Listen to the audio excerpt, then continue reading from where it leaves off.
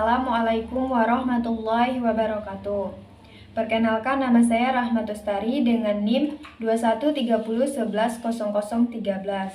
Mahasiswi IAIN Batu Sangkar, jurusan Tadris Kimia, Fakultas Tarbiyah dan Ilmu Keguruan. Pada video kali ini saya akan menyampaikan sebuah materi, yaitu tentang larutan. Baiklah, yang A, tujuan praktikum. Tujuan praktikum ada 3, yaitu yang pertama, mengetahui kepolaran beberapa senyawa. Yang kedua, mempelajari faktor-faktor yang mempengaruhi kecepatan pelarutan. Yang ketiga, membuat larutan dengan konsentrasi tertentu. B. Landasan teori. Istilah like dissolved like merupakan asas umum dari kelarutan, di mana senyawa ion dan polar larut dalam pelarut polar, dan senyawa nonpolar larut dalam pelarut nonpolar. Air adalah pelarut polar.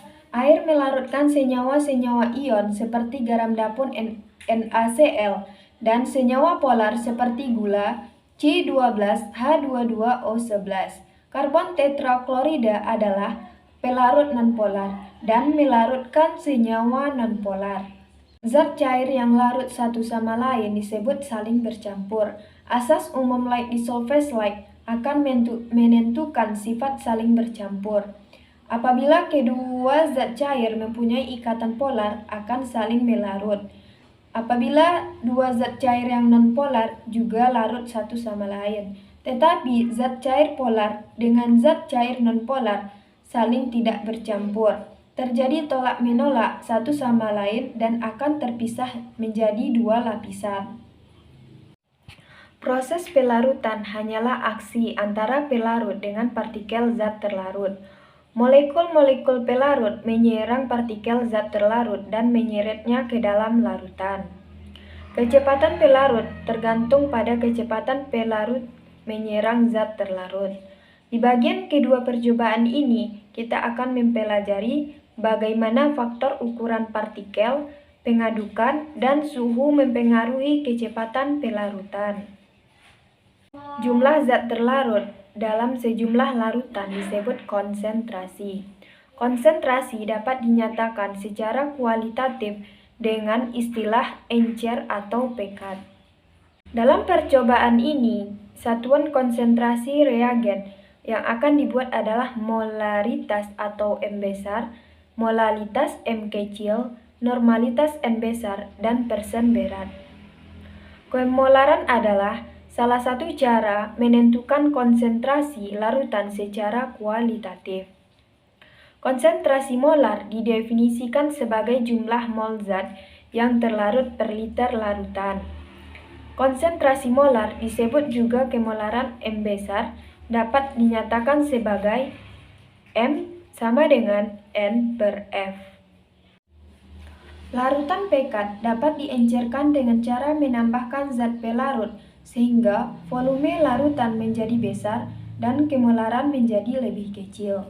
Perhitungan yang digunakan dalam proses pengenceran dirumuskan dengan F1 dikali M1 sama dengan F2 dikali M2. F1 di sini yaitu volume larutan pekat yang dipipet atau volume larutan sebelum diencerkan. F2 volume larutan setelah diencerkan. M1 kemolaran larutan sebelum diencerkan. M2 kemolaran larutan setelah diencerkan.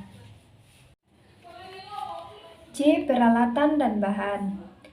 Yang pertama, peralatan. Alat yang kita gunakan dalam praktikum kali ini ialah gelas kimia, sendok teh, lumpang dan alu, tabung reaksi, rak tabung reaksi, dan penjepit tabung reaksi, batang pengaduk dan spatula, neraca dan kaca arloji, labu ukur, gelas ukur, corong, botol semprot, pipet ukur dan bal filler, lampu spitus, kawat kasa, kaki 3, dan korek api.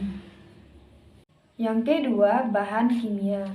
Bahan yang kita gunakan dalam praktikum kali ini yaitu garam dapur, gula pasir, tablet vitamin C, soda kue, margarin, bensin, vetsin, minyak goreng, minyak tanah, deterjen, air suling, natrium hidroksida kristal NaOH, dan CuSO4 5H2O kristal, natrium karbonat Na2CO3, asam klorida pekat HCl, dan asam sulfat pekat H2SO4.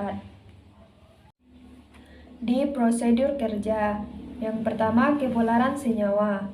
Masukkan 100 ml air ke dalam gelas kimia. Lalu, masukkan 1 sendok teh garam dapur ke dalam gelas. Aduk secara konstan, kemudian diamkan beberapa saat. Amati hasil reaksi, apakah ada endapan atau tidak.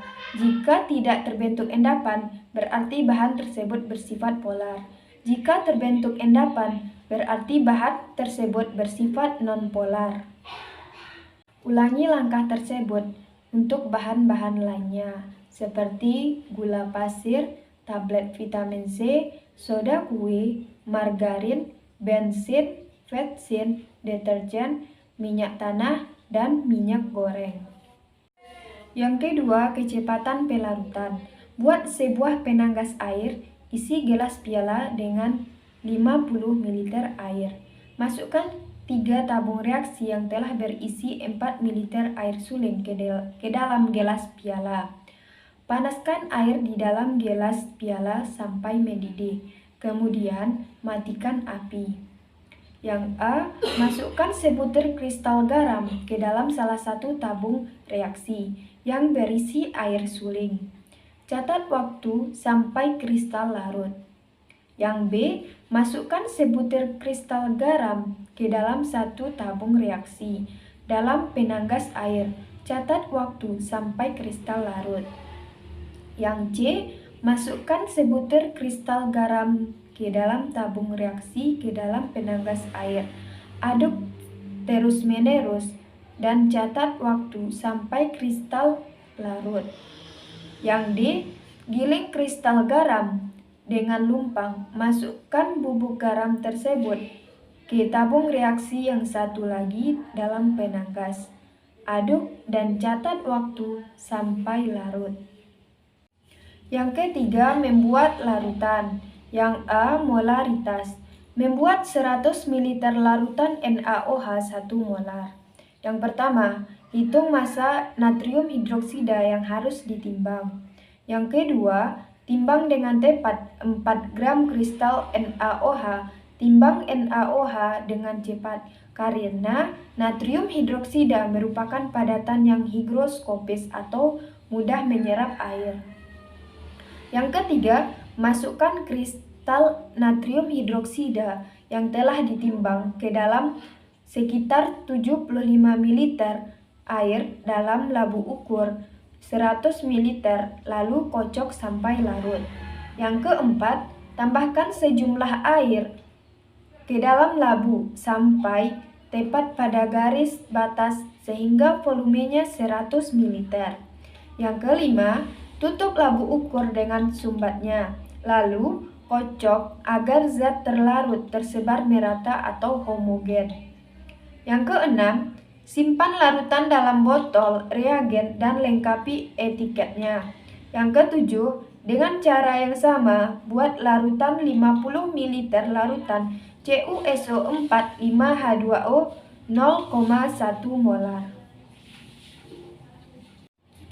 Yang B, molalitas.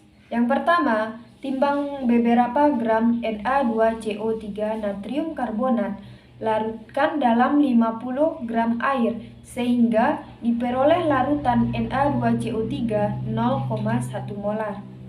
Yang kedua, simpan larutan dalam botol reagen dan lengkapi etiketnya.